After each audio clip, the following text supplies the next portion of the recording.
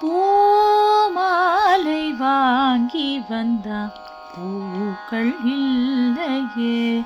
தினம் தினம் பூமாலை வாங்கி வந்தான் பூக்கள் இல்லையே.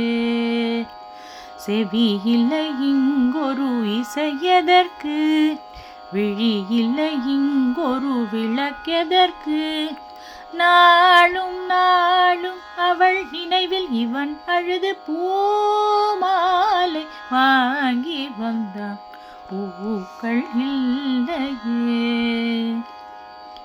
நிலை பெயராது நிலை பெயராது சிலை போலவே நின்று நேரமாவதறியாமலே மிக வினோதமான முரளிதர என் மன் அலைபாயுதே.